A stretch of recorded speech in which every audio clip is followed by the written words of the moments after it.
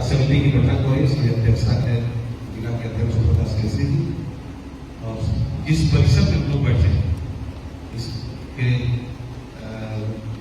Chairman कर सकते हैं और विधायक शिक्षक तुलसी जी, मंच पर प्रभारी श्री अमित सिंह जी, उपस्थित सभी 85 अतिथिगण, नेतागण, सामने बैठे सभी मंडल से जिले से आए सभी कार्यकर्ता बंधु, नेतागण, मंच मोर्चा के सभी पदाधिकारीगण।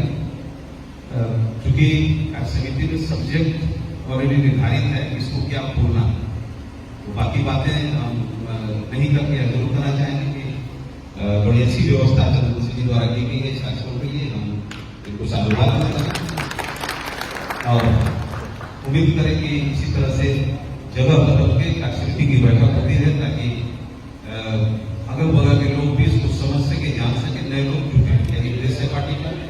अभी जैसे देवघर में पार्टी की बैठक हुई थी, उसके बाद विकास की प्रमुख हो गया। हमको यह बोलना है कि संसार में माननीय प्रधानमंत्री मोदी जी का व्यक्तित्व किस रूप में आगे बढ़ा, यही टॉपिक हमारे लिए निर्धारित है।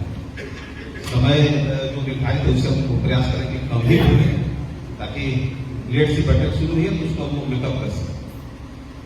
देखिए, देश में तो प्रधानमंत्री बहुत हो और सब कोई को वोट के आधार पर ही प्रधानमंत्री बनाया है। कुछ लोगों को जोड़ तोड़ से प्रधानमंत्री, लेकिन विदेश में और संसार में अपना धर्म इसको हर कोई माने, यह काम हम युद्ध वाले में कोई हर्ज नहीं, कोई गुरेज नहीं है कि सबसे ज्यादा संसार में धर्म भारत का जब नरेंद्र मोदी जी प्रधानमंत्री हुए तभी। अब इसके पीछे कारण क्या है? यह मान के चलिए कि इससे पहले भी 400 कुछ सीटें मिली थी लोकसभा में स्वर्गीय राजीव गांधी जी, तो सीट होना, बहुमत की सरकार होना तो एक बड़ा कारण है, लेकिन उसका ठीक से उपयोग कर, जैसे आप सब गौर किए होंगे, माननीय प्रधानमंत्री जी पहली बार बने तो बगल के छोटे से देश में गए, भूटान का यात्रा की। कारण क्या था उसके पीछे? सबसे पहले आदमी कहता है कि पड़ोसी से अच्छी रिश्ता होनी चाहिए और पड़ोसी आपके बात के अनुरूप रहे, इसकी व्यवस्था होनी। सब ये गांव के जितने पड़ोसी थे, पाकिस्तान को छोड़, उसके बाद उससे पहले बहुत से संगठन बने थे। माननीय पंडित जवाहरलाल नेहरू के पीरियड में पंचशील था, इंदिरा गांधी के पीरियड में नॉन वायलेंस मूवमेंट नाम के नाम से जाना गया था, राजीव गांधी के पीरियड में 7 का गठन हुआ। इस तरह से बहुत से संसार के सभी देश को एक करने के लिए बहुत संस्थाएं बनी, जिससे भारत का बड़ा योगदान, बड़ा रोल रहा है। लेकिन उसमें पाकिस्तान जैसे देश, चाइना जैसे देश हमेशा अड़ंगा लगाते थे और यहां तक आने में कोई हर्ज नहीं है। यूरोपीय देश बहुत दिनों के बाद भारत को माने कि आप एक देश। यूरोप के लोग पहले मानते थे कि भारत सांप बीच का देश है, अंधविश्वास का देश है, यहाँ भूत प्रेत की बात होती है।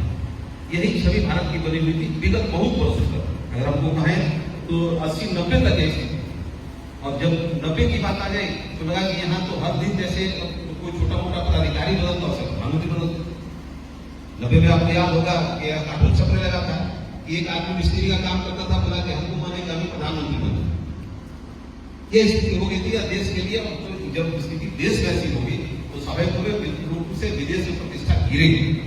लेकिन 14 के में जब प्रधानमंत्री नरेंद्र मोदी जी बने तो आप सब ध्यान देके देखे होंगे कि अपनी इंडिपेंडेंट नीति बनी। उससे पहले भारत को या तो रूस के पक्ष में या अमेरिका के पक्ष में रहना, और G20 या नाटो जैसे देश तो आज भी मानने को बड़ा जब दबाव पड़ता है तब मानते हैं कि भारत एक शक्ति के रूप में उभरा है। आपकी ताकत को लोग कब मानेगा? आप अभी अपने घर के बगल के पड़ोसी में देख लीजिए, कोई पैसा कमा ले तो उसके पास लोग जाने लगते हैं, मानते हैं कि भाई आर्थिक रूप से समृद्ध है तो उनको मदद कर सकता है। तो एक तो आर्थिक रूप से हमको मजबूत होना था, और आज भारत का आर्थिक रूप से पूरे संसार में 5वां शक्ति भारत आर्थिक रूप से हो गई। अब मात्र 4 लोग हम लोग से ऊपर है, उम्मीद है 1-2 साल में भी नीचे आ जाए। आर्थिक रूप से मजबूत। अब आर्थिक रूप से मजबूत बनाने में स्वाभाविक रूप से प्रधानमंत्री का निधि का ही लाभ रहता है। और जब आप गौर करिए, कोविड आया, कोविड के पीरियड में हम लोग जैसे लोगों को, जो बीजेपी के लोग थे, उनको लगा देश संभलेगा नहीं। जब पहली बार माननीय प्रधानमंत्री ने घोषणा की कि हम दवा बना लिए हैं, तो कितना विपक्ष के लोग चटाच के लगा कि दवा बना ही नहीं है, झूठ बोल रहे हैं, पता नहीं क्या क्या बातें चल रही। लेकिन दवा सिर्फ अपने देश के लोगों को नहीं मिला, विदेश को। और कोविड यह पहला प्रमाण था कि अमेरिका जैसे देश को भारत का वह मानना पड़ा। आबादी सबसे अधिक, यह उसके बाद लोगों को लगा कि भारत की तरफ हमको देखना चाहिए। आप सबको यह पता होगा, एक देश ने यहां तक कि चीन को भी भारत ऑफर किया कि हम आपको आर्थिक रूप से मदद करेंगे। बहुत ऐसे देश थे जहां प्राकृतिक विपदा आई, भारत का यह पहले का नियम था कि हम मदद लेते थे। हमारे यहाँ भुखमरी है, अनाज दे दो, हमारे यहाँ दवा दे दो, हमारे यहाँ खाद दे दो। लेकिन प्रधानमंत्री जी कई एक देश को आर्थिक रूप से भी मदद, अनाज भेजे, कपड़ा भेजे, दवा, तो लगा कि यह तो बड़ा शक्तिशाली देश है। और जब भी बात आई अपने आप को स्टैंड करने का, दिखाने का, तो सौभाग्य से बताया कि हम अलग हैं। अगर हम लोग रूसी और इंग्लैंड के युद्ध को देख लें, लगा कि या तो भारत को रूस के पक्ष में जाना होगा या पता नहीं क्या नीति बनेगी। लेकिन प्रधानमंत्री जी का स्टैंड बहुत क्लियर रहा, रूस से दोस्ती भी रह गई और यूक्रेन से दुश्मनी भी। यूरोपियन देश चाहते थे कि आप किसी एक पक्ष में खड़ा हो जाए, तो भारत माननीय प्रधानमंत्री जी के लीडरशिप में अपने पक्ष में खड़ा। आज आप देख सकते हैं दोनों लोग भारत की तरफ काम कर रहे हैं। यहां तक कि अमेरिका के राष्ट्रपति अभी उनका स्टेटमेंट आया हमको कल 15 दिन पहले कि भारत की बड़ी भूमिका है, भारत से ज्यादा यह कहने में हमको सकते हैं कि नरेंद्र मोदी जी की बड़ी भूमिका है संसार को किस दिशा में लेके चल। यह कुछ मामूली उपलब्धि नहीं। और हम लोग जब लोगों के आपको कोई दूसरा कुछ बोल देता है तो हमको समझ होनी चाहिए कि वास्तव में देश की स्थिति में प्रधानमंत्री जी का कितना बड़ा है। दूसरी तरफ से लाइए हम लोग एक मजबूती तो आर्थिक हो गई। आज भारत के 3 करोड़ से ज्यादा लोग संसार के विभिन्न देश में काम कर रहे हैं और बड़े इज्जत प्रतिष्ठा के साथ देश का नाम भी रोशन कर रहे हैं। उनसे सीधा संवाद। पहले लोग मानते थे भैया प्रवासी भारतीय है, विदेशी है, लेकिन आज हर प्रवासी भारतीय अपने आप को भारतीय समझता है और भारत के डेवलपमेंट के साथ साथ, भारत की इज्जत बढ़ाने के नाम के साथ साथ भारतीय संस्कृति को, भारत की सभ्यता को, भारत के धार्मिक चीज को बहुत तरीके से बचा के रखा है। वह आज कहता है लोग कि वह 3 करोड़ लोग तो भारत के अम्बेसडर है। और यह क्यों हुआ? आप गौर करके देखे होंगे, प्रधानमंत्री जब भी विदेश जाते थे तो वैसे लोगों के साथ सम्मेलन होता था, वैसे लोगों की सभा होती, उनको जोड़ने का। और यह माननीय प्रधानमंत्री जी को संसार के हर एक देश में ले जाने का बड़ा प्रयास है, जिसमें हमको काफी सफलता है। दूसरी बात होती है, अगर हम लोग देख लें कि डिफेंस के फील्ड में, रक्षा के मामले हमारी क्या स्थिति थी। आज कल भी बजट आया, बजट पर भी हम लोगों को कुछ बात करनी है। कल भी बजट आया, रक्षा में सबसे ज्यादा पैसा है। शायद इसमें बहुत लोग जानकार लोग बैठे उनको पता होगा कि जब पहले के प्रधानमंत्री से कहा जाता था कि रक्षा में हमको खर्च करना है तो रक्षा खर्च में कटौती की जाती थी, और जब खर्च होता भी था तो उसमें कमीशन चलता। अभी आप देखे होंगे, लगता है कि पहली सरकार से लेकर लगातार आज की सरकार से मोदी जी के पहले तक रक्षा सौदे में लगातार कमीशन की बात हो रही है। बोबर्स का घोटाला होगा, शुरुआती दौर में जब डिफेंस मिनिस्टर मेनन थे उस पीरियड में भी जीप घोटाला हुआ था। कुछ लोग शायद जानते हो इस बात को कि पंडित नेहरू के पहले जो डिफेंस मिनिस्टर थे उन पर भी जीप घोटाला का होता है। 14 से लेकर आज तक सेना मजबूत हुई, और मजबूत क्यों है? ईमानदारी के साथ उनको अस्त्र शस्त्र दिया है। आपको याद होगा सर्जिकल स्ट्राइक की चर्चा हम जरूर करना चाहेंगे। इससे पहले एक मात्र ओसामा बिन लादेन को अमेरिका मारा था। यूरोप के अंधेरे में राष्ट्रपति वहां के बैठ के ऑब्जर्व कर रहे थे, और जब उसको मारा गया उसके लाश को उठा के समुद्र में लोग फेंके थे। यह संसार की पहली घटना है। लेकिन दूसरी घटना क्या हुई? पाकिस्तान पर सर्जिकल स्ट्राइक, वो भी रात के अंधेरे में। उससे अन्य देश को लगा कि भारत से लड़ोगे तो अच्छा नहीं होगा। आप भी जानते हैं, बगल का आदमी अगर मजबूत है तो लोग उसे भय खाता है। आपके पास हथियार बंदूक है तो बगल का ऐसे भी सोचता मत लड़ो, भाई बंदूक चला सकता है। और जब पूर्ण रूप से भारत का चाहे रक्षा का तीनों क्षेत्र, अगर वायुसेना को देख लें, थल सेना को देखिए, जल सेना को देखिए, तीनों सेना इतनी मजबूत है। और यह पहली बार सेना को मजबूत करने के लिए एक बड़ा पद गठन हुआ, जिसके जनरल रावत थे उसका अध्यक्ष बनाया गया, ताकि समन्वय ठीक ठाक रहे। और देश उस मामले में आज की स्थिति यह है कि पाकिस्तान को लोग हथियार देने से भय करते। अब तो पाकिस्तान आटा की लड़ाई लड़ रहा है। पहले पाकिस्तान मुस्लिम कंट्री में जाके बड़े आराम से मदद दे देता है। माननीय मोदी जी हर मुस्लिम कंट्री का दौरा किया, और उस दौरे का क्या प्रभाव पड़ा कि शायद ही ऐसा कोई मुस्लिम कंट्री हो जहां भारत की जो धार्मिक भावना है उसका ख्याल नहीं रखा है। बड़े बड़े मंदिर बन गए और पाकिस्तान का आर्थिक स्रोत को पूरी तरह से काट दिया। आज पाकिस्तान अलग थलग पड़ा हुआ है, अपनी तो प्रधानमंत्री पाकिस्तान को बोलते हैं कि भारत से दोस्ती करो, नहीं तो भूखे मरो। यह अभी वहां के प्रधानमंत्री का स्टेटमेंट बता रहा है, जो हमेशा कश्मीर का राजा है। इससे प्रधानमंत्री जी का पूरे संसार में धमक बढ़ा। तीसरी चर्चा हम करना चाहेंगे फॉरेन पॉलिसी का। आप देखे होंगे सुषमा स्वराज विदेश मंत्री थी, उस वक्त भी जब कुछ लोग फंस गए थे, एक बच्चा फंसा हुआ था, उस वक्त पहली बार ऐसा हुआ कि भारत का एम्बेसी बाहर से भारतीय को लाने के लिए रात दिन एक किया और फॉरेन मिनिस्टर एयरपोर्ट छोड़ दीजिए और विदेश में जाके बैठे कि हमारे देश के लोगों को लिए जाए। अभी यूक्रेन में लोग फंस गए थे, वो 20,000 से ज्यादा लड़के क्या फंसे थे, कितने तरीके से उनको बाहर निकाला गया। दूसरा, भारत का झंडा के अंदर दूसरे देश के बच्चे बच्चियां वापस आए। यह इस बात का द्योतक है कि पॉलिसी के साथ साथ प्रधानमंत्री जी को पूरा संसार अपना नेता मानता है और इसका परिणाम G20 की अध्यक्षता भी आप सामने आपके सामने। तो फॉरेन पॉलिसी में अभी रविशंकर जी फॉरेन मिनिस्टर है। आप गौर करिए, जब इनको फॉरेन मिनिस्टर बनाया गया, इससे पहले फॉरेन सेक्रेटरी थे, एक साधारण अधिकारी, साधारण नहीं कर सकते हैं, लेकिन एक बड़े अधिकारी। उनको लगा कि इनके अंदर यह प्रतिभा है कि पूरे संसार को बांध सकते हैं। और आप अभी गौर करके सुने होंगे, 2-3 दिन पहले रविशंकर जी ने कहा है कि सबसे बड़े डिप्लोमेट हनुमान जी को माना गया है।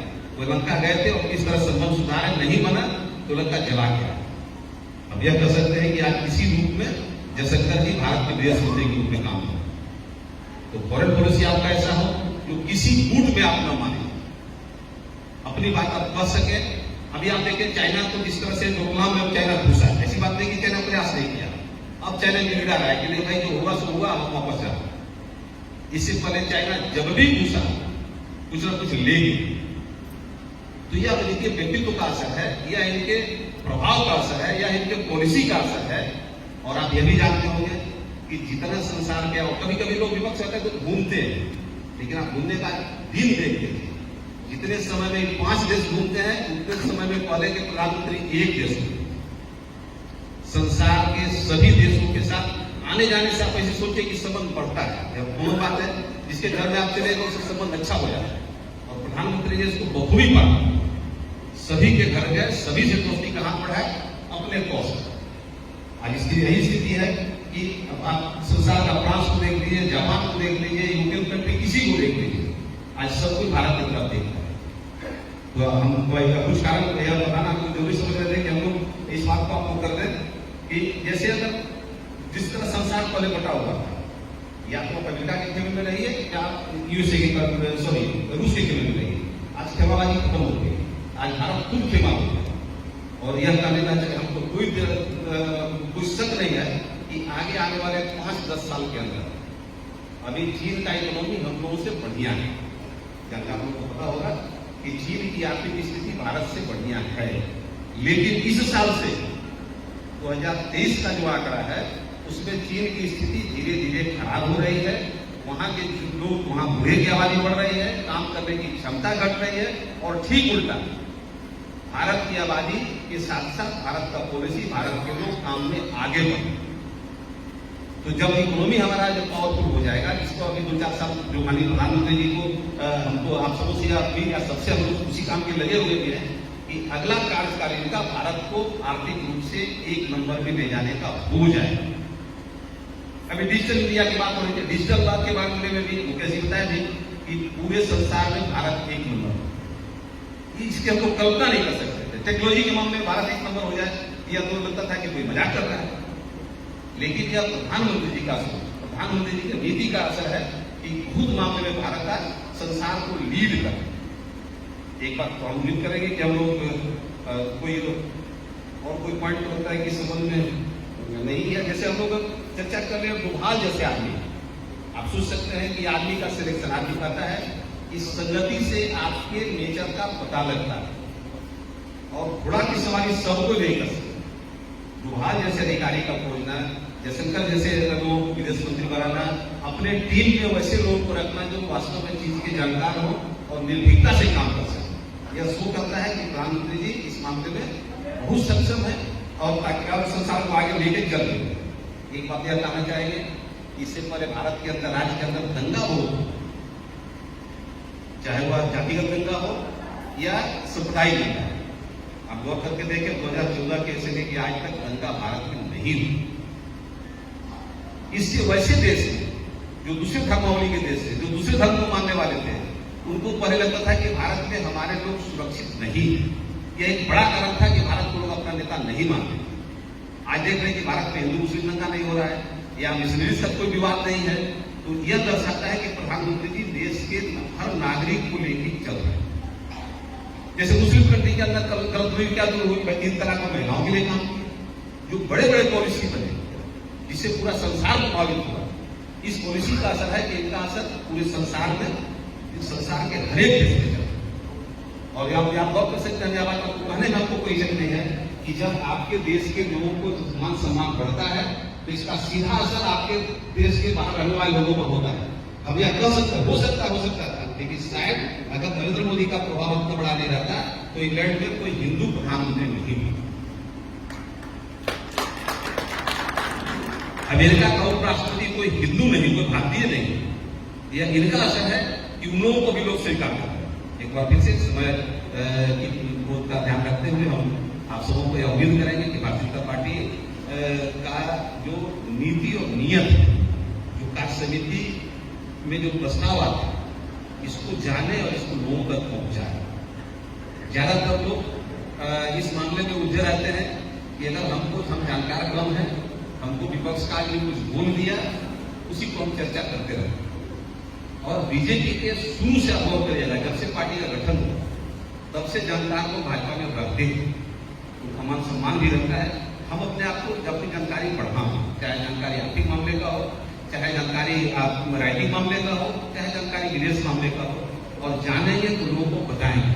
और जब बताएंगे तो स्वाभाविक रूप से लोग बीजेपी से जुड़ेंगे।